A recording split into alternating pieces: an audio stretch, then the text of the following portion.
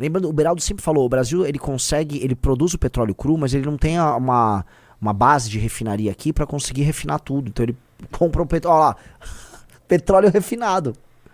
Então o Brasil manda né? É uma boa, dá um toque aí. O Brasil compra petróleo refinado dos Estados Unidos e vende petróleo cru. Entendeu? Porque o Brasil não consegue processar o próprio petróleo. Agora, assim, eu tô curioso, o que é esse gas turbines? Turbinas de o quê? Realmente eu não sei o que é uma... Dá um Google, deixa... Pode participar da live aqui rapidinho? Eu posso. Tá ao vivo aqui, por telefone. Tá eu e o Renan aqui. Renanzão, Beraldo tá aqui. Grande Beraldo, tudo bom? Grande, Renan, beleza, e você? Maravilhoso. Me fala um pouco sobre essa questão do petróleo, porque assim, o Lula prometeu que vai enfiar taxação nas exportações americanas para o Brasil. O Brasil, ele manda muito petróleo cru para os Estados Unidos e os Estados Unidos manda petróleo refinado para o Brasil. Quais seriam as consequências disso? Porque em tese, né, a galera fala, não, mas é só o Brasil ficar com o petróleo aqui. Mas não é, o Brasil tem capacidade de refino de todo o petróleo cru dele ou não? O Brasil ele tem diversas deficiências nessa área de petróleo e a gente viu um discurso, né, da Petrobras é nossa, o petróleo é nosso, aquele papo furado, mas que na verdade a Petrobras não faz investimento a sério já há muito tempo e com isso o Brasil não tem capacidade de produzir todos os produtos, os derivados refinados que precisam abastecer a economia brasileira. Então o Brasil hoje ele não consegue processar, por exemplo, né? O balanço, ele é um balanço de quase autossuficiência, digamos assim, de produção de petróleo, só que as refinarias não têm a capacidade necessária para processar a qualidade do petróleo que é produzido na costa brasileira. Então, esse é um problema e que, obviamente, aí os traders da Petrobras acham ótimo, porque eles vendem esse produto para fora e eles compram produto de fora, outro perfil de petróleo de fora. O que vem dos Estados Unidos? Vem muita nafta e vem diesel também, porque a Petrobras, ela e algumas empresas, como por exemplo a Raízen, que tem acordo com a Shell, eles resistem a comprar grandes volumes da Rússia, que hoje é o grande fornecedor de óleo diesel para o Brasil. E com isso eles estão comprando do mercado americano. Só que se houver tarifa, esquece, esse mercado morreu. Isso é um mercado que você ganha centavos no litro que você comercializa. Então morreu esse negócio e vai encarecer o combustível, sobretudo diesel e gasolina do Brasil. E isso fortalece a relação com a Rússia, não vai ter como fugir. Aí o Brasil vai ter que se isolar ainda mais dos Estados Unidos, porque ele não vai poder cumprir as sanções que estão sendo impostas à Rússia pelos Estados Unidos e pela Europa, e vai cada vez mais abraçar os BRICS, entendeu?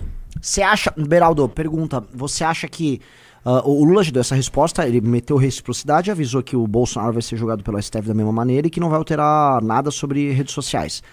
Para fazer isso, ele tem que estar alicerçado numa resposta que pode, eu acho que deve vir dos BRICS, no sentido tipo, não, fica tranquilo, Brasil. A gente compra aí, a gente tá falando aí no Brasil de 39 bilhões em exportações. Cara, os BRICS abastecem isso e a questão de petróleo, certos insumos para agricultura, que todo mundo fala, precisa do potássio, não sei o quê. Eles têm. Você acha que aconteceria isso? Acha que os BRICS acolheriam o Brasil na treta? Tem dois elementos, Renan. Primeiro é o seguinte, do ponto de vista das commodities, cara, commodity é commodity, o mundo inteiro compra commodity. Então, se você não vendeu para os Estados Unidos, você vai vender para a Índia, você vai vender para a China, enfim, alguém vai comprar a sua commodity. Óbvio, você tem um impacto de frete, de custo logístico, mas você vai escoar isso. Qual é o grande pepino? Embraer, por exemplo, né? Os Estados Unidos é o grande mercado da Embraer. Aí imagina alguém que encomendou um avião há 2 anos, o avião está ficando pronto agora, aí o cara falou, agora você vai ter que pagar tarifa de 50%. Matou a Embraer nos Estados Unidos, a Bombardier vai nadar de braçada dentro desse mercado. E quando você olha para a China, o que a China vai fazer? Porque quando fala BRICS e tal, mas não é BRICS, é a China. A China é o grande antagonista dos Estados Unidos e a Índia se beneficia do relacionamento com os dois. Então, a China vai olhar para o Brasil e vai falar, Brasil, vem aqui para o meu colo, tá? Eu vou te fazer um cafuné, mas você vai ter que me deixar construir a ferrovia Pacífico-Atlântico. Maravilhoso. É o que estamos Porque falando. com isso, a China toma conta, ela fica proprietária de uma infraestrutura estratégica do Brasil, que é o que ela quer, e o Brasil vem resistindo. Porque ela já controla o porto no Peru, onde essa ferrovia vai desembocar. E ela, com essa ferrovia, ela vai poder escoar toda a produção de grãos brasileiras e tudo mais que ela quer, Minério. direto, sem precisar passar pelo Canal do Panamá. Então, ela tem um ganho logístico enorme. E o Brasil, que é preguiçoso, isso não é só uma característica do Brasil, a gente vai se acostumar a essa dinâmica. Não, eu vou produzir aqui, vou colocar no vagão de trem e a China vai comprar. Então a gente vai ficando cada vez mais escravo da China. Aí primeiro vai ser a ferrovia, depois vai ser o porto, depois vai ser o aeroporto, depois vai ser o armazém. E aí nós estamos ferrados, entendeu? A gente vai virar um país africano subserviente à China, porque a China controla toda a estrutura logística brasileira. Então, assim, é um suicídio a gente fazer isso a longo prazo, apesar de parecer uma vitória, né, de pirro agora nesse momento. Mas é o que resta pro Lula, né? É o que ele vai fazer. Claramente. A sorte é que só tem 1 ano e meio, então não dá pra fazer, Grandes pra concretizar muita coisa, entendeu? Minha pergunta, assim, maravilhosa a participação do Beraldo por enquanto, hein? Maravilhosa. Vou fazer mais uma pergunta aqui, interessante. Nesse cenário, o Lula toma um susto essa semana, bolsa, dólar, etc. Mas ele tem uma resposta da China, vamos ser claro, China barra Rússia, mas maiormente China. Segurando a onda dele, ele ficaria assim com um pouco dano do ponto de vista econômico, um dano menor do que se imagina, e com um inimigo para ficar justificando os próprios fracassos. Em tese, esse não seria um cenário bom para o Lula? Ou você acha que não? Só vai dar merda? O que você acha? Não, eu acho que, do ponto de vista político-eleitoral, para o Lula, ficou ótimo. Por quê? Ele tem a desculpa de que o Trump fez isso para defender o Bolsonaro, ou seja, o Bolsonaro é responsável pelo caos econômico que foi criado. E ele vai fazer esses acordos com a China para dar uma resposta aos brasileiros e tal. Ele vai criar esse discurso de que ele deu, né, a China foi salvo pela China, e criar uma simpatia maior da população brasileira com a China. Mas esse momento político eleitoral, ele vai se dar com base no discurso, enquanto o Brasil de verdade vai estar um caos absoluto, porque a gente viu ali o estado de São Paulo e Santa Catarina, que são os grandes exportadores para os Estados Unidos, são estados opositores ao Lula. Sim. Então, assim, sinceramente, ele não quer saber, ele quer que todo mundo se dane, porque eles só estão olhando na eleição do ano que vem. Sim. Ele tem um problema fiscal gigantesco que, se ele sair da presidência, ele tá ferrado. Entendeu? Esse pepino vai voltar processo, responsabilização para ele e para a turma dele. Beraldo, você acha que essas exportações, assim, onde dói muito em São Paulo? A gente estava vendo ali na própria paleta de exportação, Embraer, suco de laranja,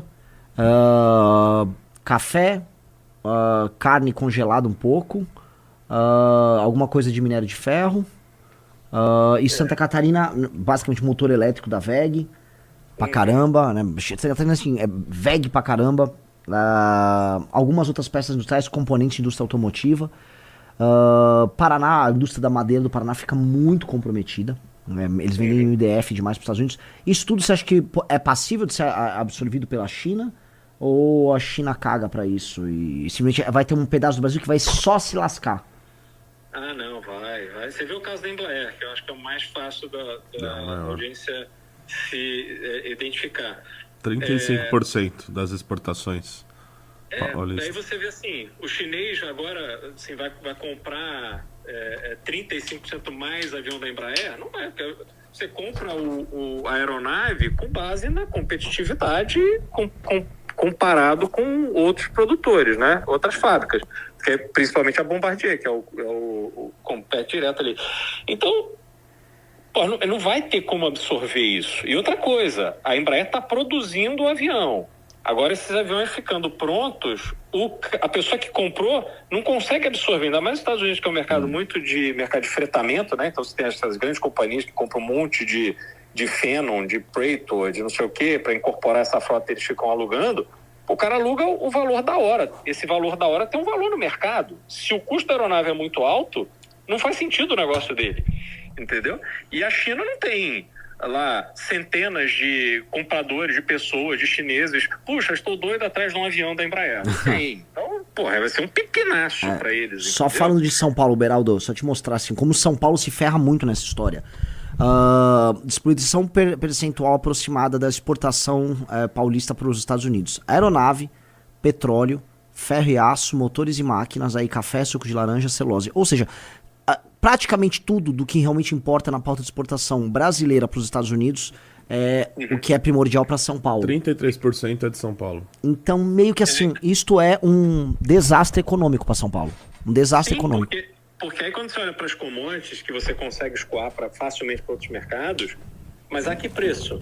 Eu sei que você não tem mais para quem vender. O teu principal cliente deu uma banana. A China vai levar na liquidação, né?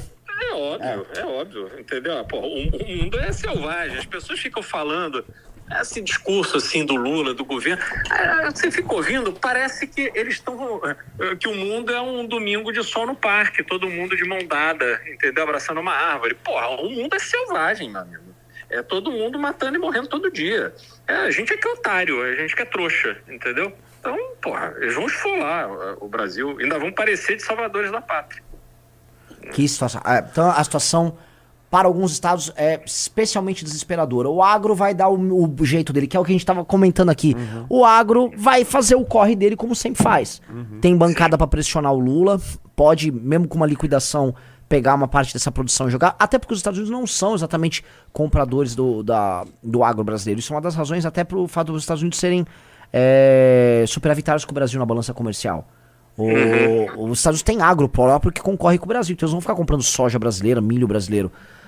Não, e outra coisa, Renan, as grandes tradings, que no fundo é quem compra essa produção e leva para os mercados, elas operam mundialmente. As tradings de commodities, elas são operações efetivamente globais. Esses caras têm escritórios em 50, 60, 70 países, eles têm tudo absolutamente mapeado. Então ele vai pegar o do Brasil, ele vai levar para a Índia ou vai levar para algum país da Europa e vai pegar o produto que ia para esse país da Europa e vai levar embora. O que aumenta aí? O custo logístico. Uhum. Esse custo logístico, quem vai acabar pagando é o produtor. Entendeu? É isso que vai acontecer. Que doideira. É um desarranjo que acontece. Então, em todos os cenários para o Brasil, isso é um desastre. Não há cenário positivo nessa história toda. Não há cenário positivo. Isso é um desastre. Não há cenário positivo. Não. Então, agora o que a gente deveria ver e que não vai ver, porque é muita conversa fiada e pouca prática, são esses malandros aí que estão em torno do Eduardo Bolsonaro nos Estados Unidos, atuar no mercado, no governo norte-americano, com as influências e os contatos que eles dizem que têm, para poder reverter isso. Agora, eles não têm credibilidade nem moral para fazer isso. Né? Você acha, Beraldo, que aquela citação ao Bolsonaro no começo da carta é meio que é um presentinho para eles brincarem de olha só, Xandão, estamos aprontando para Eduardo cantar de galo? Não, que não tem como cantar de galo. Eu também acho que não, mas eu nunca ignoro o fator burrice, Beraldo. Não ignoro esse fator. Beraldo estava assistindo a live, eu acho. Não, isso foi um presente que o Trump deu para o Lula. Porque ali ele já coloca a bunda em quem o Lula vai enfiar isso com a maior facilidade do mundo. Quer dizer, o caos econômico gerado é culpa do Bolsonaro. E o Trump faz isso, ele usa a posição de presidente dele para criar um enredo que favorece a ação que ele move contra o Alexandre de Moraes através da Trump Organization na Flórida, a Justiça Federal da Flórida, dizendo aquela questão do cerceamento da liberdade de expressão e tal, que não tem nada a ver com tarifas, essa porra. Entendeu? Até porque, assim, se existe uma preocupação dos Estados Unidos com liberdade de expressão, com abusos do judiciário brasileiro, quem deveria estar mencionado na carta não é o Jair Bolsonaro, que está aí, livre, leve, solto, sem passaporte, mas tá pelo menos, tá solto. Ele tinha que estar mencionando as velhinhas de Santa Catarina que estão presas lá na Papuda há 2, 3 anos, entendeu? Então, não é isso, pô, não é isso. Eu acho que ele colocou no rabo do Bolsonaro nessa história. É o que me parece, porque isso não vai ajudar o Bolsonaro no julgamento, ninguém vai aliviar a mão ali na pena do Bolsonaro, porque, puxa, o Trump citou ele na carta. Não vai ter essa percepção, entendeu? Assim, entendendo o que você tá falando, não te parece, que é o que eu sinto, que assim, o Trump só cuidou do auto-interesse? Ele entendia, Eduardo, vocês querem isso aí, eu falo lá, tal, vocês que se explodem na América do Sul. Porque, não tem muitas consequências, imaginando que o Trump está interessado em restaurar a democracia brasileira, tal. Primeiro que ele não está interessado nisso, né? Segundo que as coisas não se encaminham para isso. Aí ele só jogou mais assim, ó, toma mais um pouquinho de crise aí para vocês se virem aí. Não, e é pior, porque isso simboliza, no meu modo de ver, a desimportância total e absoluta do Brasil no contexto mundial. O Brasil claramente está sendo usado para um ataque contra os BRICS. Sim. Está sendo penalizado também por aquele discurso filha da mãe de vamos fazer uma moeda própria dos BRICS, vamos dar uma banana aqui. Só o Brasil falou aquilo. Né? Só o Brasil levou aquilo a sério. E porque o Lula nem entende o que é uma moeda, né? Então, o Brasil, ele se coloca na posição de desimportância que ele pode ser usado para mandar recado para a China, e não só para a China, Renan. Os aliados. Imagina o que está passando agora na cabeça da Arábia Saudita, dos Emirados Árabes e de outros que têm relações fortes com os Estados Unidos, mas que estão ciscando ali no lado dos BRICS, entendeu? Então, pô, isso aí vai ser um puta... E ele passa esse recado, obviamente, com o player desse contexto dos BRICS menos importante, que é o Brasil. Sim. Agora, como é que um país com 210 milhões de habitantes, 7 mil quilômetros de costa, terras imensas agricultáveis, petróleo, minério, ouro, nióbio, tudo isso, sem terremoto, sem furacão, sem neve, como é que um país desse chega a este nível de desimportância? Isso é um negócio assim assustador, é impressionante. Nossa, assim, o Beraldo tá resumindo, assim, todas as conversas que eu tive em todos os grupos com as pessoas, o discurso do Beraldo, assim, é uma síntese, porque isso aqui não é meio que um fim de festa de tudo que o Brasil almejava ser? Isso aqui é o maior fim de festa que tem. É o fim de festa da Constituição de 88. É o fim de festa daquela ideia assim de que o Brasil não precisa de algum tipo de planejamento de longo prazo para ele estabelecer no mundo, que é a ideia curto-prazista que a gente teve. A ideia também da diplomacia bom moço que o Itamaraty teve. Essa diplomacia bom moço que a gente fica aí igual o Zé Carioca dando risada pra todo mundo, achando que é muito esperto. Assim, é uma falência total. A gente tá de 4 bêbado na sarjeta. É exatamente isso. E com a bunda pra cima. Com a bunda pra cima, exatamente. Sorte que o Xi Jinping é chinês, né?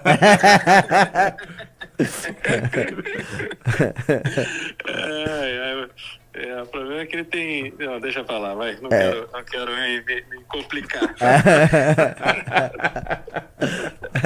Ele tem muita influência na África, é isso que você quis dizer.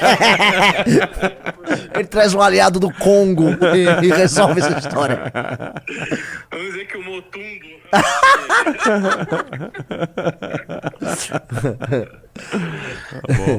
Fogo. Enfim, cara, que loucura. Ó, Beraldo, estamos aqui, ó, nos 2 canais somados com 10 mil pessoas. Maravilhoso. Agora, deixa eu só falar uma coisa, Renan. Isso consolida essa situação absolutamente deprimente do Brasil.